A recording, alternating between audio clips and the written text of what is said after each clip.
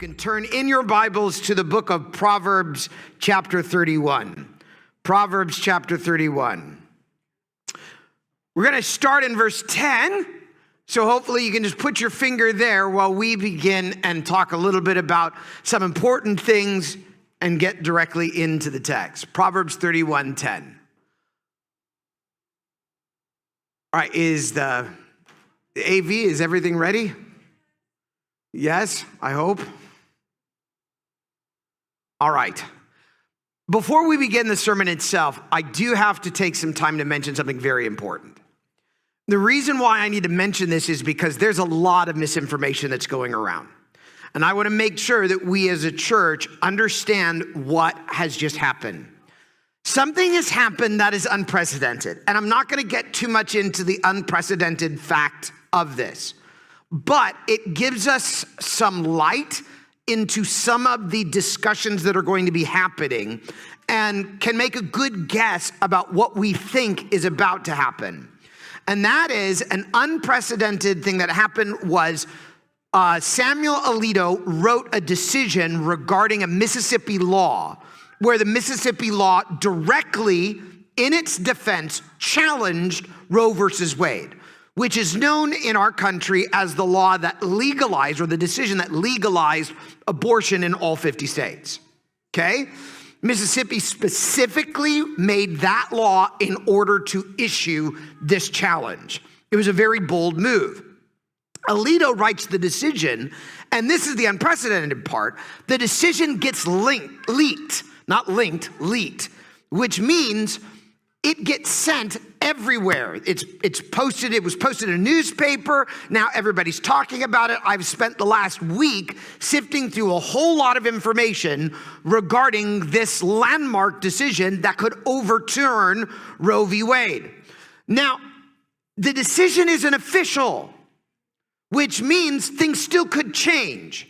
It still could be that judges could switch, that the decision might be very different, and that's part of the problem of why this is so unprecedented, is because we think it was linked to try to get some of the judges to change their mind. We need to pray that hopefully what Samuel Alito said in his decision becomes the final decision. Because what he said was astronomically important. And I have a few comments that I want to make regarding this decision. The first thing that I want to say related to it, I need control. Can you get me? Yeah, it always helps when we plug it in. Otherwise, I can't do anything. Is it not? There we go. All right. The first thing that I want to say is this, and I want to be clear. I'm not going to spend a lot of time talking about this. You are more than welcome to talk about this with me personally in order to help you understand a little bit more about my position. But abortion is wrong, except in cases where you're saving the life of the mother. Now that in and of itself is astronomically rare. But there is something called an ectopic pregnancy, which could threaten the life of both the mother and the child. They're not going to survive, which means that's one of the rare cases where I would say it is important to save one life. You're not going to be able to save both. So save one life, which would be to save the life of the mother and to remove the baby prematurely. Like I said, that's astronomically rare, but it does happen. Under most other cases, the astronomically huge number of cases, abortion is wrong, okay? It is taking the life of a child. That is a baby, and if you want me to defend my position, I'm happy to. I just don't have time this morning. But abortion is not an unforgivable sin.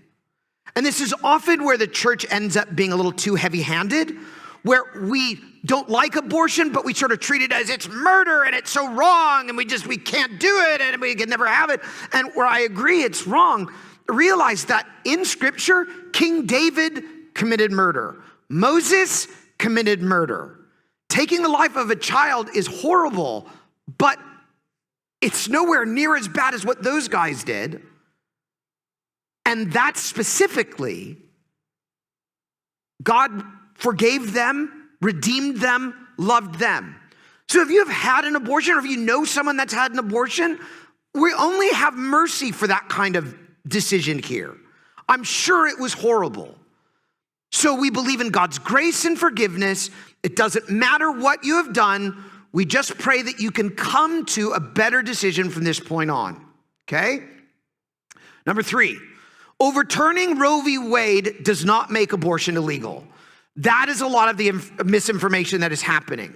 What do we mean by that?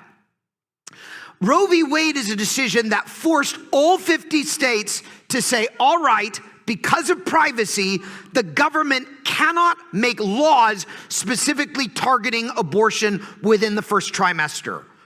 And then further decisions argued that based upon privacy, you need to wait at least for the baby to be viable before states make any laws in order to regulate something like abortion. And that became the central argument. I believe it's the Kennedy decision and Roe v. Wade. This overturning Roe v. Wade doesn't make abortion illegal. It doesn't take away any form of right. The only thing it does is say, okay, the decision then needs to go to the states. And it's the people within those states that are going to decide what's going to happen specifically with abortion. Here in California, we live in an overwhelmingly majority of a Democratic state, which means we have near supermajority in both houses in our state Senate. Abortion is not going to change in California. In fact, Governor Newsom has said they're going to make this into a kind of a tourist industry, that if you're in a state that makes abortion illegal, then we will fly you using our taxpayer money out to California so that you can be able to get an abortion. He's already said that he wants our state legislature to look into something like that. That is, I'm sorry, that's demonic. I can't stand that. But that's going to be some of the things that are going to happen. Roe v. Wade only makes it a state-by-state decision. That's all it does. It puts it back into the hands of the states decide. So then we're not taking anything away. And finally, overturning Roe v. Wade does not erode other rights. I heard President Biden talk about this. I've heard Chuck Schumer talk about this. It doesn't mean that we're going to now overturn other things that have already been established by the Supreme Court. This decision was very narrow, specifically to the issue of abortion and abortion alone. Okay? So no other rights are going to be eroded. I heard someone say, we're going to start to ban interstate travel. Really? Really? No. Nobody is looking at that. No one that I know of, unless you're utterly insane, is like, we can't have those people moving in between states. What? That's just illegal. Heard somebody else say that we're going to start to ban interracial marriage. Like, what, my marriage to my wife is now illegal? Come on. That's ridiculous. Nobody's talking about doing that either. One of the Supreme Court justices, Justice Thomas, who's Clarence Thomas, who's very, very conservative, is married to a white woman. I don't think he wants to have a de facto divorce by now declaring his own marriage to be illegal. This is just ridiculous. So don't fear and don't worry about the fear that people are trying to spread regarding this. This is a good decision. I hope that Alito is an incredibly wise judge. I hope it's the decision that ultimately rules the day, and that we can see now the church winning more of this culture war. And we are at a culture war. And the church needs to take its place on the front lines in helping the country know what is good and what is moral.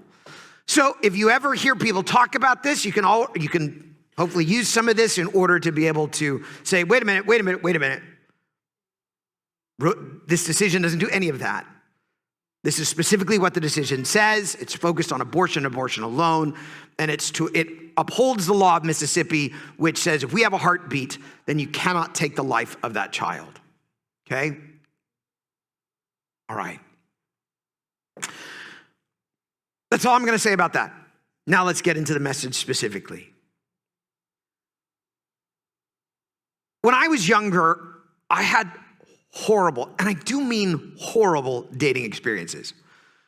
Let me tell you one story so that you know just this is not the only time it happened, but this is just one, unfortunately, of many. I was dating this woman for about, my wife already knows this, so you don't have to worry about this. Like, what's my wife gonna say? She's already heard this before. I was dating this young woman for about 6 months. And things in the beginning were going really, really well. And then at about the last kind of month or so, there were some of these shaky days where I didn't know what was going on. She wasn't really opening up about what she was feeling. And so we decided to go out and have a cup of coffee and talk. And while we were having coffee, in the beginning, it was just some small talk and stuff like that. She then, at about halfway through the conversation, said this, I kid you not, these were the words that she spoke to me. She said this, "You are the best boyfriend I have ever had." Which starts off like, this is really good, right? I was the longest boyfriend she had ever had, which should have been a clue. She had never lasted as long. Usually her boyfriends only lasted about a month or two. We had gone 6 months. She said, I'm the best boyfriend you have ever had. She said these exact words, "I just want to date other people." Huh? I don't understand that. And I just have to be honest. I don't understand women very much at all. I know I am not the easiest. You can ask my wife. I'm not the easiest person to get along with. I'm not the easiest person to live with. But there are oftentimes things that women will do that I just don't get. But that doesn't mean I stop trying. And it doesn't mean I can't honor and respect the wonderful things about you that I know are good and valuable and pure. In Proverbs 31, the very end of Proverbs, Solomon decides to end this with an epilogue to a godly woman, two mothers. And I thought, what better way to celebrate our mothers than to be able to read this passage together, and you can be able to analyze and think to yourself, how much of these godly attributes are in my mom, my wife. Men, if you're thinking, wait a minute, I'm not married and my mother's not even here, you still can say, you still can think about this and go home and bless your mother. You can call your mother and thank her for all these attributes, for any of these attributes if she has even one. But also, you can use this in order to look for a godly wife. This is a very, very important text. And I would encourage you to do this, pray for these attributes in such a wife. Whether it's the wife you have, the mother that you have, or the wife that you're looking for. And women, pray for these qualities in yourself, that you will be a woman such as the one described here in Proverbs 31. So let's open our Bibles together and read Proverbs 31, starting at verse 10, and we'll finish off the chapter by speaking about a godly woman, a wife of noble character. Proverbs 31, verse 10. A wife of noble character, who can find? She is worth far more than rubies. Her husband has full confidence in her and lacks nothing of value. She brings him good, not harm, all the days of her life. She selects wool and flax and works with eager hands. She's like the merchant ships bringing her food from afar. She gets up while it's still night. She provides food for her family, a portion for her female servants. She considers a field, buys it. Out of all her earnings, she then plants a vineyard. She sets about her work vigorously. Her arms are strong for her tasks. She sees that her trading is profitable, and her lamp doesn't go out at night. In her hand, she holds the distaff. That's the rod of a spindle. She holds the distaff and she grasps the spindle with her fingers, and she opens her arms to the poor and extends her hand to the needy. When it sows, she has no fear for her household, or when it snows, sorry, not when she sows, when it snows. She has no fear for her household, for all of them are clothed in scarlet.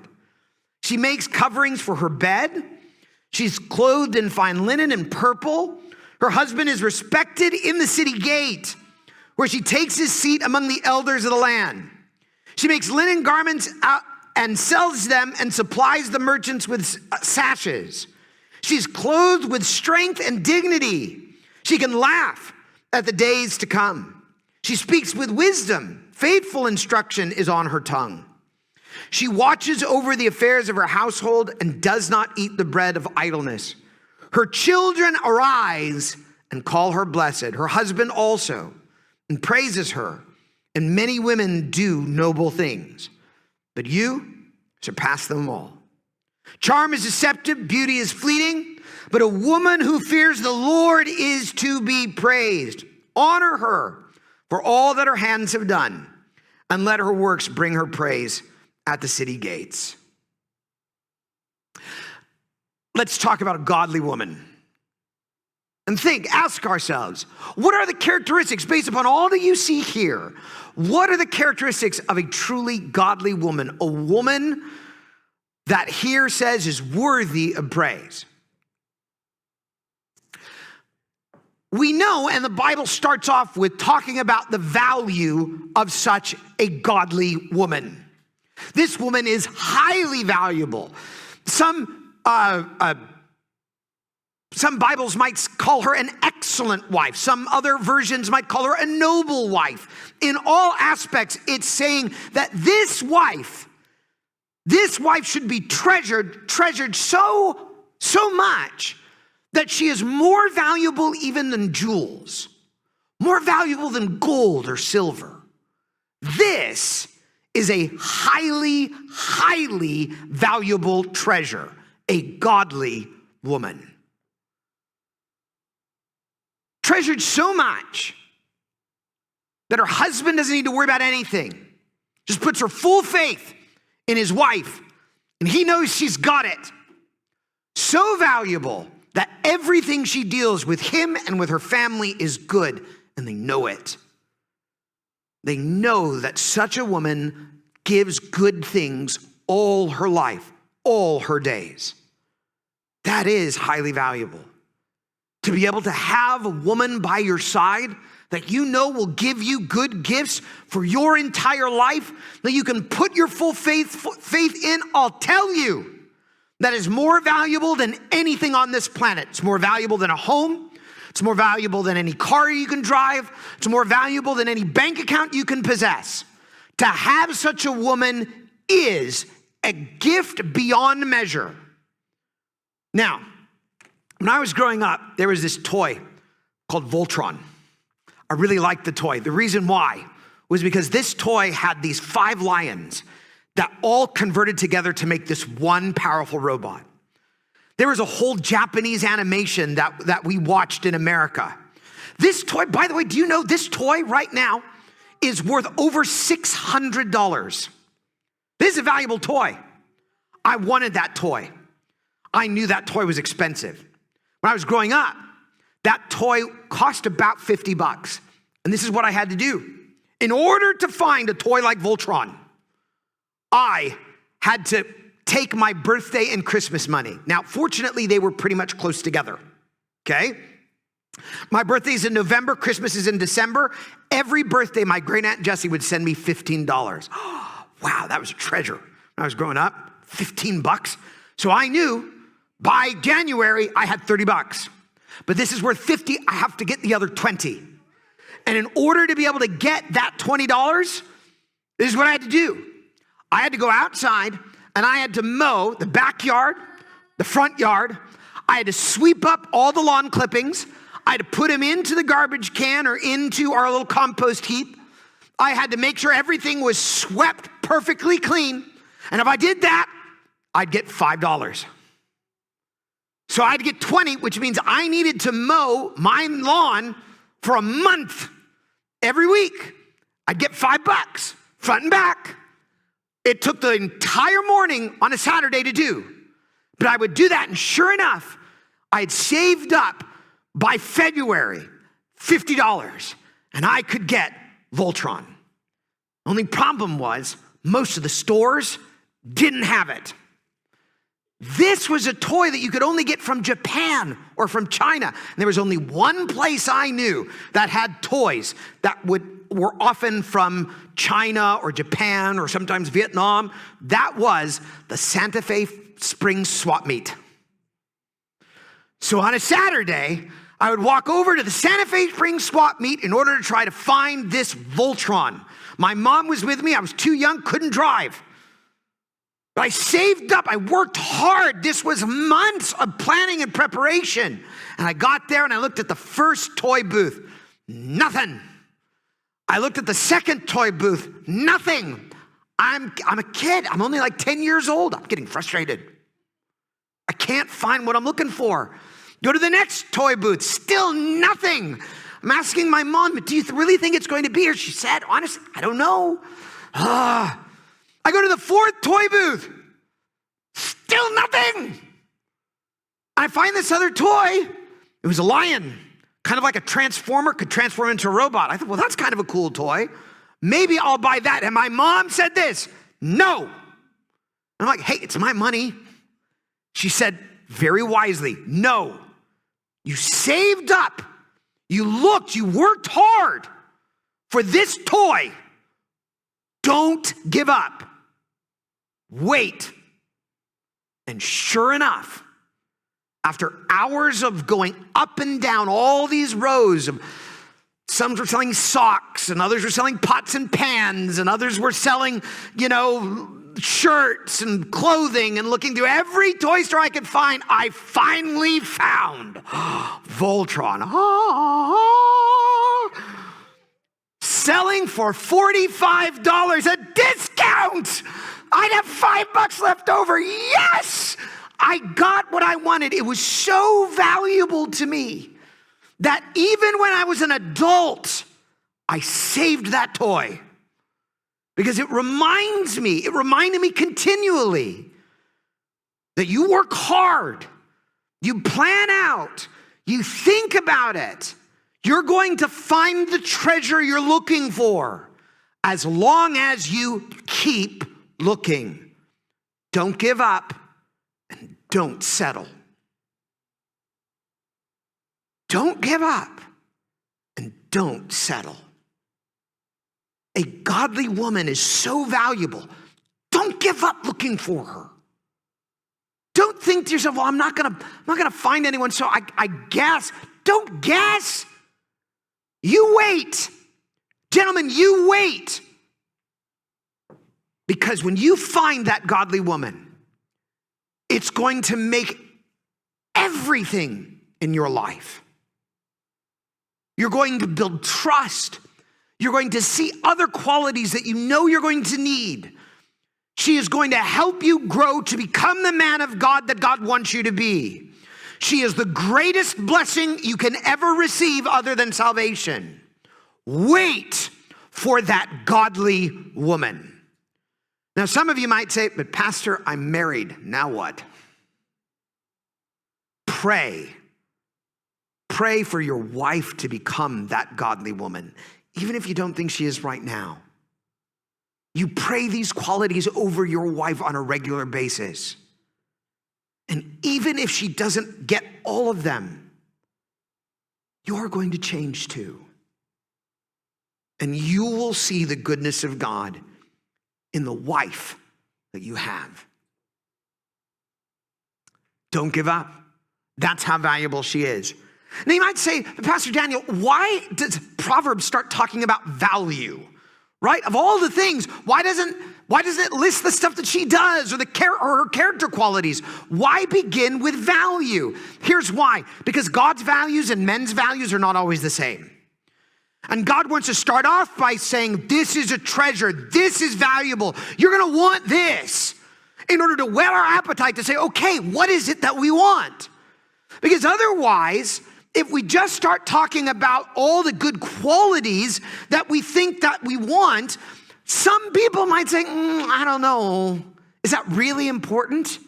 God begins by saying, yes, it is. Oh, it's so good. Trust in what God says, and you expect these in your wife, you are going to find so much blessing upon your life.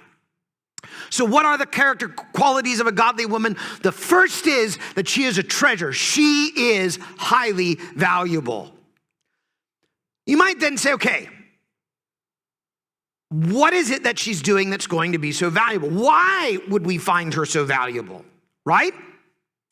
We find her valuable because of the next 3 sections all together talk about the things that she does, the works of her hand. So the next 3 sections are all sort of lumped together in one. They're all talking about these unique aspects of what this woman does. Her productivity, the work of her hands, and the contribution to her household. All of these are dealing with how much she toils and slaves and labors to bring those good things that husbands are going to want. So, what does she do? One of the things that she does in 31:13 is she makes clothes.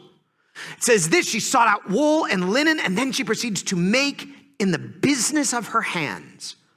What does that mean? She's either making the clothing herself, or she's getting the material that she needs in order to make the material, or building the linen in order to give to somebody else to make the material. She makes sure that her family is well clothed. Now, you might say, well, I'm not weaving, and I'm certainly not, mostly today, very few people make their own clothes. In fact, my mom is one of the only people I know that still knows how to make her own dresses and blouses and things like that. Most people, we don't. Do you own a sewing machine?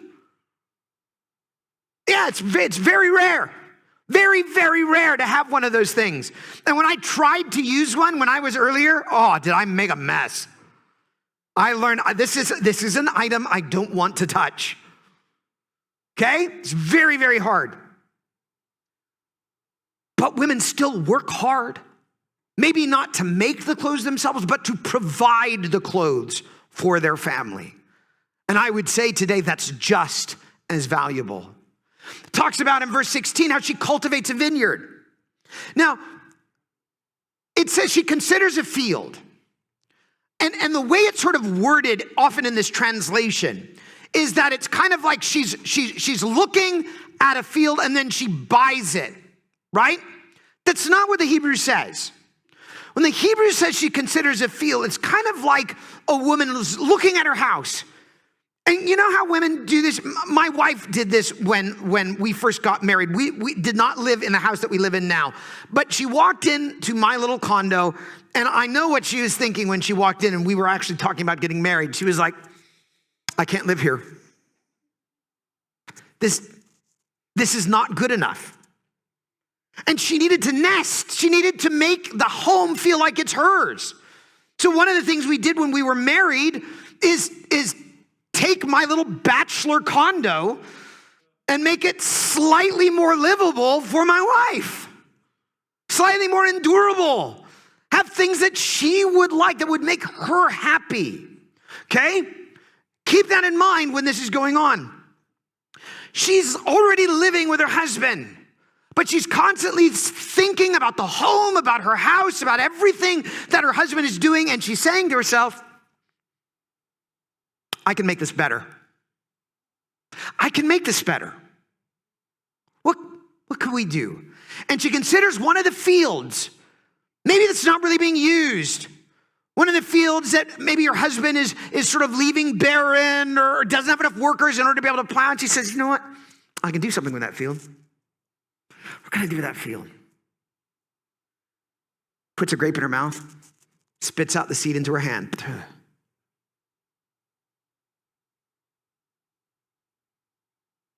I could plant a vineyard in that field. Vineyard is not easy work. In order to make sure the grapes grow well, you have to have the sort of pole in order for the vines to grow up on and out onto, in order for the grapes to be able to hang. That is hard work. To take a field, cultivate it, and plant it with your own hands from the fruit of what you ate, to store it up, to work hard, and to bring something that is truly valuable. That's a lot of work. But she does that because she's turning her husband's property into a home that she can be proud of. Often men feel a little when women start to nest, because it's like, I like that, but I want that. Don't get rid of that, right? All of that is good because she's turning your property into something of value, something that other people are going to look on and say, oh, wow, look at that. My wife just recently did that. Oh, it drove me crazy. But she looked at our home, and we had used it as a tutoring center for so many years, and the walls were damaged, and it just, I'm not a handyman. So when a drawer doesn't work, it's like, well, I guess we don't use that drawer. I mean, it's just, I can write sermons. I can't fix a busted door, a hinge that's falling off. I can use a screwdriver, but not well. I sometimes make it even worse. It's not me. But my wife and even some of the men of this church, they saw our home and they knew it just needed a little TLC stuff, that little tender loving care that I couldn't provide. And they got together and they talked to my wife and they wisely asked her, what do you want? Not me. What do you want? What my wife came up with, borrowing from Anthony's graphic design capabilities and some of Michael's handiwork, and Rich was involved, and Aaron was involved, and all of them got together. And multiple Saturdays we worked and we painted and we repaired and we fixed, and I learned a whole lot. Wasn't good at any of it, but I learned a lot. We fixed our home now to be something that she can be proud of, that we can have value in. The people came over and went, wow, did you remodel your house? Kinda. That's highly valuable. You're taking your talents and you're making something productive with it. My mom also did that. Now, her talents wasn't fixing a home. Yeah, that's my mom and dad, and that's Samantha and Josiah. Yeah, that was during a New Year's Day one day, years ago. My mom and dad, more than a few years, several years. My mom and dad wanted to give me a good education. And the school that I would have to go to if we went to the public school near our house was not a very good school. My mom really liked the principal, but the teachers there, in fact, when I went to that school for the first year of schooling, kindergarten, I learned more in preschool than I learned in kindergarten. It was bad. So they didn't want me to go there for the rest of my life. My mom worked very hard as a teacher, as a substitute teacher, as a homeschool teacher. She worked really hard in order to try to provide just enough money that she could be able to send my brother and I to a Christian school. That's not taking a home and finding value, but it's taking the talents that she had to create value in the things that mattered to her children. And because of that, I went to Whittier Christian Elementary School, Whittier Christian Junior High, and eventually Whittier Christian High School, and received a very valuable education. I guarantee you, a lot better than what I ever would if I went to the school near my house. That was hard work in order to provide the best for her family. That's what a godly mother does. A godly woman works with her hands. says in verse 19, she has intensely sent her hand to the spindle whorl, but her palm grasped the spindle. Now this is important. I know it sort of talks about the fingers and stuff like that in different versions. I get it. But what's going on here is in order to make cloth, you have this sort of rod with at the top of the rod is a kind of needle. And it has a little point at the top with a small opening that you can pull out a little bit of cloth. Okay? And that's your spindle. You shove that into the dirt. Now the rod has on its kind of base a wheel. And you turn the wheel in order to spin the rod.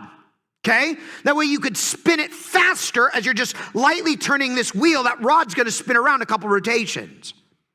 So you spin it this way, and then you have to kneel or step onto the wool that you're pulling. And you pull out the wool until it becomes a thread. And you grab a hold of the rod with your other hand as you're stepping on it in order to spin the wheel in your palm so that that wool can be pulled to a nice thin thread in order to be used to make your cloth. The thinner the thread, the more comfortable, the more amazing your clothes are going to be. The softer they're going to be. So you want that really thin, really fine. But to do that, you're going to get blisters all over your hands from that rod spinning inside of it. You're going to get cuts and scrapes on your knees and feet as you're having to go up and down. It's gonna hurt by the end of the day.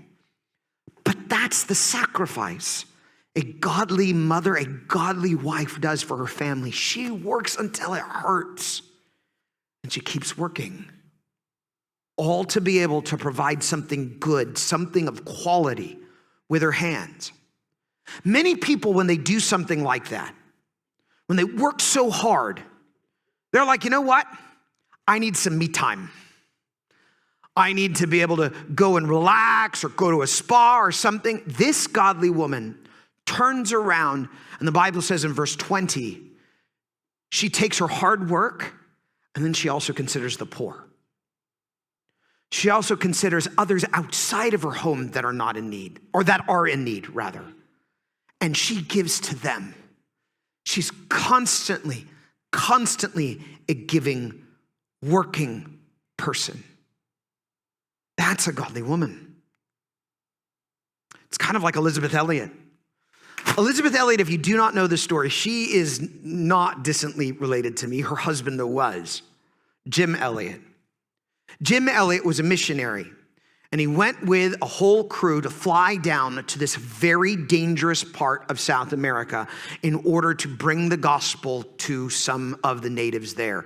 These natives were so brutal that they had the highest murder rate of any people group in the world. In fact, the average age of the adult male was under 40. People did not live, that nobody lived to see their grandchildren. Most of the men barely lived to see their children. And they would murder, and then they would murder the people who murdered their family, and then that family would murder them. It was just constantly from tribe to tribe, from people to people, death and carnage. Jim Elliott and a bunch of others went down in order to try to bring them the gospel, the people who needed it the most. And you know what those people did? They murdered him. Jim Elliott so wanted them to have the gospel that even though he had a gun and could have saved his life, he tried to shoot it in the air to scare them away, and it didn't. All 4 of the men who went on that mission trip with Jim Elliott died. And what did Elizabeth Elliott do now? She was a single mother. All she could do was raise her family. But she thought about the people who murdered her husband. And rather than seeking judgment upon them, she went to them who were morally poor, who were morally bankrupt, and she brought them the light of the gospel as a single mom. with her child still being carried on her back. That is godliness. And she had to work there with her hands. And because of that, the people who murdered her husband got to live long enough to see their own grandchildren as they received the gospel and repented from their sin. She changed those lives for an eternity. That is godliness. She contributes to her household. I love this verse, verse 21. She does not fear when it snows. I'll be honest with you. I don't like the snow. I used to when I was a kid, because we don't get snow in Southern California. So to go to the mountains, see the snow, oh, it was fun. I hit a blizzard in Chicago. I am done with snow. I never want to be around snow again if I can help it. If it never snows, I would be a happy man. And so when we go up to camp in order to, see the snow, part of me is like, okay, my kids will have a fun time. But another part of me is like, oh, I hate this. Don't like snow. Not a big fan of it. Skiing, not going to do it. Snowboarding, absolute no. Me, snow, movement, bad idea. It's not going to work.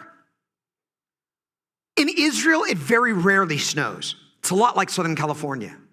So a lot of people, unfortunately, do what Southern California does. If it snowed in Southern California, all hell would break loose. We would think Christ was coming again. We wouldn't know how to deal with it. Right? People would be getting in accidents on the road. People wouldn't have the right clothing. They'd walk out in shorts and a t-shirt and being thinking, what is this white stuff falling from the sky? Right? That's how much we would not be prepared for this. In Israel, it's very much the same thing because they don't see it enough. People wouldn't be prepared for it. They wouldn't have the right clothing for it, not her. A godly woman is prepared for anything. So even if it snowed, she has a bunch of nice, very expensive scarlet blankets that she can be able to allow her husband, her children to wear so that they never have to fear it being cold. She's already prepared. One of the things that I admire, but also get really frustrated with about my wife is she's prepared for anything. Doesn't matter. We don't camp, we glamp. Even though we're spending a night, we have half of our house in the van. Because just in case anything happens, we are ready. Right? We are more than ready. I even learned I need to pack a vacuum just so I can vacuum the inside of the tent so that all the dust remains outside. The inside, it's our home. Okay? That's what it means. You're ready for anything. She's humbly supportive. This is very important. Verse 23. It says her husband proceeds to be knowing. That means one of the qualities about her husband is known at the gates amongst the elders. A godly woman doesn't have to sit at the gate herself. The gate was where a lot of the transactions were made. That's where the selling, the trading was made. That was where deals were struck. That was where people exchanged fortunes and worked hard. It was very, very important that husbands were able to have the time to go to the gate, to protect the city, to listen to the wisdom of the elders, to be a man of importance and significance within the city. She worked hard so that her husband could sit in that position of power, that position of influence. She didn't seek the praise for herself. She didn't need the recognition. She wanted her husband to receive it. Because if her husband is honored, she is honored. Do you understand? Our culture says that's an abomination. That would be something like toxic masculinity. My wife working hard so that I could receive glory? We would never accept something like that. Here, it's praised. It's considered godly. It's considered virtuous. And here's the most important reason why. The wife is modeling what real humility is as she works so that her husband can have a name. The husband learns. This is what it means to work so God can have a name. She is an example of that type of virtue. That's how valuable it is. That's how much of a treasure that is. Oh, to have a wife, a mother who can model the fruit of the Spirit for us so that we can learn how to be that type of godly person. The problem is our culture says the exact opposite. Our culture says to women, young women out there, you need to look for fulfillment in a career. In fact, there was a motto, a woman needs a man like a fish needs a bicycle. What? Number one, of course a fish doesn't need a bicycle. But number two, we need each other. We're built for each other. The culture was saying something that was wrong. It was a lie. Our culture is trying to tell you, women, think about your careers. Don't even think about marriage until after college. In fact, growing up in school, we mocked women who were looking for an MRS degree. You know what an MRS degree is? A Mrs. degree. They want to get married. They went to college to get married. We knew women at Biola. That was often, Biola is the Bible Institute of Los Angeles. Some people twisted it and called it the Bridal Institute of Los Angeles. There were women in Alpha who already had their wedding dress picked out. They weren't even dating yet. Okay? We mocked those women.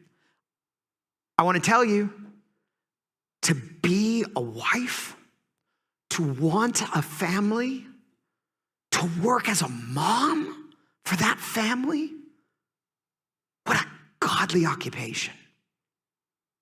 What a godly woman to care about the needs of their children and to work hard. And in our culture today, it's often near impossible in Southern California to have a stay-at-home mom. That's unthinkable. You need 2 incomes just to be able to afford the mortgage. But to have someone who's willing to do that, who wants to do that, oh, such a woman is worthy of double honor. Honor from the church and a paycheck. Unfortunately, we don't pay mothers.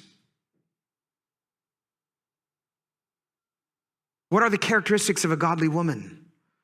She's valuable, but she's also extremely productive. She works hard for her family. But is God only valuing productivity then? That's how it really starts. And if that's all it was, then maybe you would think that's what God cares about, that you just have to be this hard worker. It's not it. That's just a start. What God really cares about is the character that fuels the work. And this is the most important part of the passage. This is the character that she has. People see her, verse 25. How do they see her? In strength and honor are her garments. And proceeds to laugh in coming days. Strength and honor. That's what she's clothed in. That's how people see her. Not with fancy designer labels, not with all the best colors, but they see her clothed in her virtue. Wow, that's a strong woman. The Bible likes a strong woman. You don't have to be this weak and demure person that's like, oh, my husband has to do everything for me because I'm so weak. It's not it. The Bible loves women who are strong with honor. Talk about more of that in just a second. How do people hear her? What are the words that are coming out of her mouth? Here it is. She opens her mouth in wisdom, and kind instruction is on her tongue. Wisdom and kindness. That's how people hear her. When she speaks, they go, ooh, that's wise. But as she says it, they only feel the kindness that's coming from her. And how do people observe her actions? She doesn't stop. A godly woman, godly wife, godly mom doesn't stop. She works from morning till night. She's not idle at all. Constantly doing something for her family. That's a godly woman. That's how people know her. They see her in her strength. They hear wisdom in her voice. And they watch her constantly working in order to improve her home. Everything that happens here is temperance. William Shakespeare talks a lot about temperance. Unfortunately, this is not taught in schools. Most of his tragedies are all about temperance. Why? Because temperance is the moderation of virtue. You might think, I thought virtue just means good. Anything taken to an excess can be really bad. Okay? Love taken to an excess is infatuation. He writes the play Romeo and Juliet. Justice taken to an excess is vengeance. He writes the play Hamlet. Everything in Shakespeare is all about temperance. In these pages of virtue, the Bible talks about temperance because strength is modified by honor and joy. Because a strong woman can be an evil woman. Just look at someone like Cruella de Vil. Very strong, but nobody wants her to be your mother. Right? Because she has no honor. She has no joy. She has selfishness and pride. Not good characteristics. So her strength must be tempered by honor and joy. So that she's strong in the right ways. And that she's happy. She finds joy even in her work. Because of what it can do. Her wisdom is moderated by kindness. A wonderful woman who worked for President Trump was a woman by the name of Kayleigh McEnany. She's a believer. She's a very strong believer. She is one of the most joyful people to watch, even doing a tough job like being the press secretary. She would joke around, even with people who were politically opposed to her. She always had a smile on her face. She still, as she works for Fox News, has a smile on her face, even while she's talking about difficult subject matters. She's a woman with joy. And so even if it's difficult, and she's talking about truth that's hard, you don't feel like she's beating you over the head with her words. You feel like you're encouraged in order to think about and consider those things. That's wisdom that's tempered by kindness. A godly woman is valuable, is highly productive, and has virtue that's tempered so that everything she does has value because it's done in the right way. What are the results of such a woman? What happens when a godly woman has all of these things? Her children rise up and call her blessed. Her husband also praises her, saying, many women have done excellently, but you surpass them all. She receives honor and praise. And I love this. This is one of the coolest things. A godly woman, the result, her legacy, is passing on to her children, her family. Charm is deceitful, beauty is vain, but a woman who fears the Lord shall be praised. Charm and beauty, they're here and gone. Think about it. Beautiful women, really beautiful women, get old. They get wrinkles. I'm getting old. I'm getting wrinkles. My wife looks at me and she goes, wow, this church has really aged you. All the wrinkles on my face. I'm losing my youthfulness because I have to work hard, right? But a woman who works that hard is going to know. Yeah, my skin's not going to be as soft as when I was in my teens. It's got a little leathery. I have some calluses on my fingers. I've got some sunspots on my face. I've got wrinkles on my brow because I've spent a hard day's work planting and cultivating a vineyard, spinning wool into thread, looming it together in order to make a cloth, cutting it in order to make clothes for my kids so that all can look upon them and see that they're well provided for. She's worked hard all her life, but she knows with every wrinkle, it's fine. With the sunspots on her face, it's okay. Because she does that for the Lord. Her work at home brings honor to God. It shows the world his virtue, his attributes. And she knows that's what's good. That's what's valuable. Few wrinkles, few varicose veins,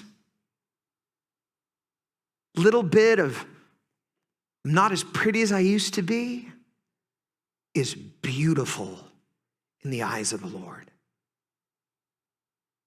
Because it's men who will sometimes look at the outward appearance, but it's God who looks upon the heart.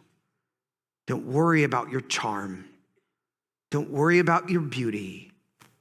Fear the Lord, and you're worthy of praise. Do you really believe that? Church, do you really believe that? Do you really believe that beauty and charm is like a fleeting wind? It's here and gone.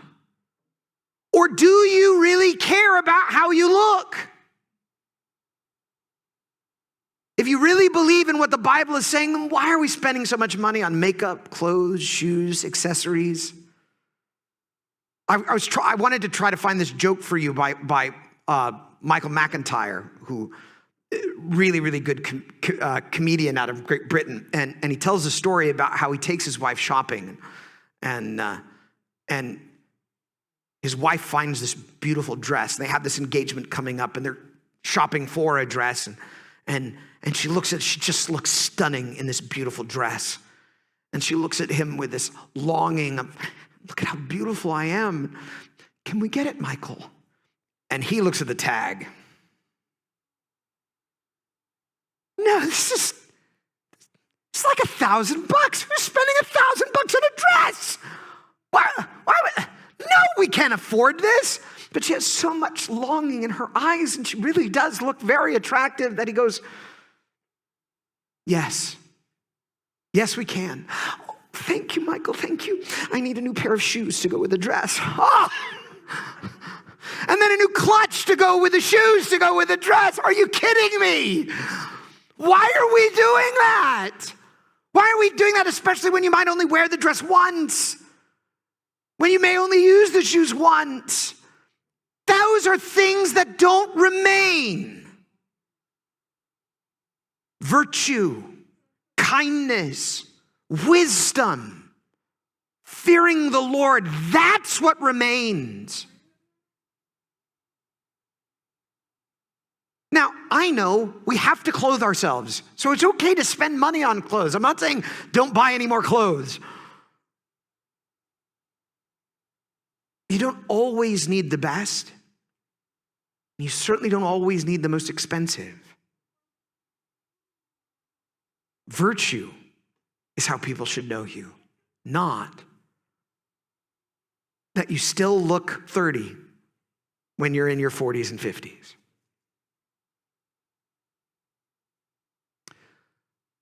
Remember, her husband praises her. Her children stand up. Women, you might be saying, but what if I don't receive that kind of praise? What if my husband doesn't treat me that well? What if I'm like many women, you have a problem with your kids? What if that's what's going on? Right? First, let me say this.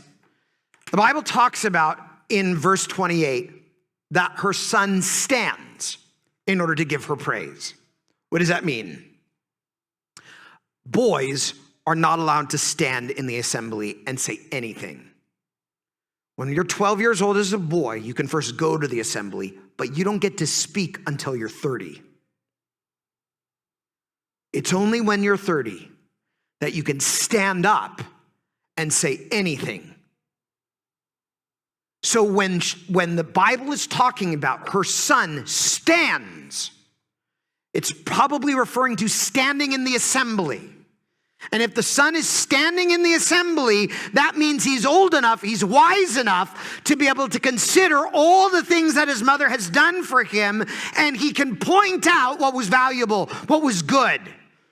We're not talking about boys who are, still in junior high, and we all know a junior higher than, God love them, because right now we don't, right?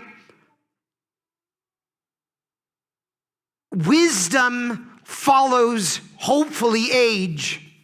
And so, a godly son at 30 years old can stand up and announce the virtues of such a godly mom. You might say, but okay, what if that doesn't happen? Maybe it's only one is not praising you. Maybe you're not having a good relationship with your husband, or maybe you're not having a great relationship with your kids. If that's the case, then look to the godly example. If it's your husband that's walking with the Lord, listen to his voice. If your children are the ones that are walking with the Lord, look to their voice. But always look to the voice of wisdom and one who is godly.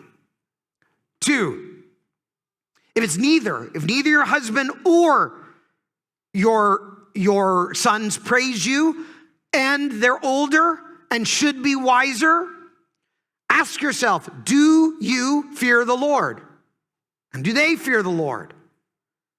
If the answer is yes, that you really fear the Lord, then ask yourself this: are the values of verse 25 and 27 character traits in your life? Are you strong yet honorable and still full of joy? Are you wise yet kind? Are you constantly working hard, never prone to laziness or selfishness? If that's the case, those attributes do describe you, then it could be that both of them are walking in sin. And if you continue to work hard, as 1 Peter says, in silence and obedience to the Lord, at some point you may win them to Christ. But if those attributes don't describe you, maybe you're strong, but you're not joyful. Maybe you have wisdom, but the way you say it isn't very kind. Then maybe that's what God is asking you today. Temperate your ways in all my virtues and watch your family change around you. Because such a woman will receive honor, God says. She humbles herself.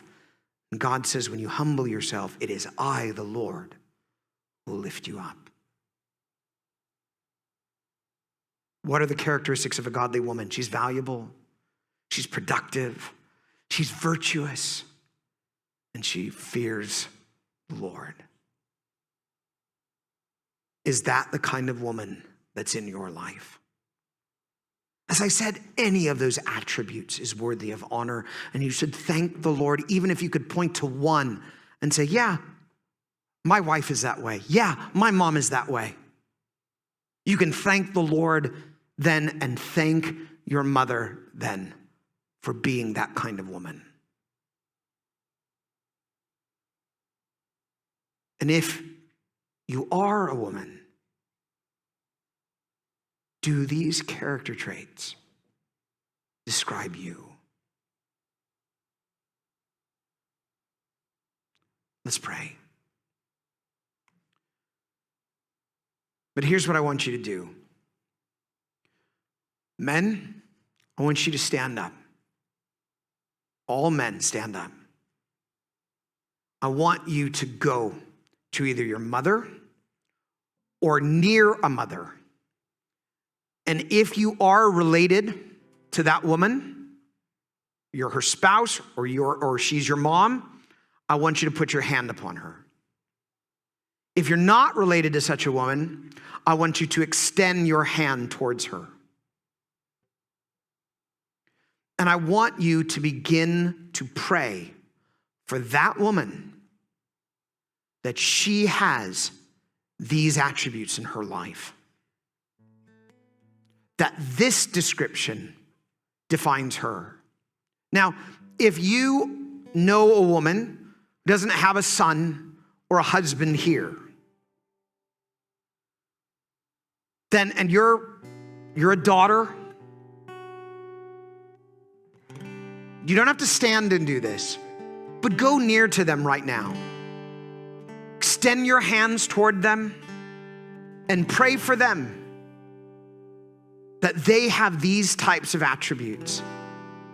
And I want us to take some time as a group, pray over the women of our church, that such virtue that is described in Scripture becomes the virtue that is lived out in our wives, our mothers, our daughters, that are lived out in the community of this church. Let's take some time to pray for our mothers right now.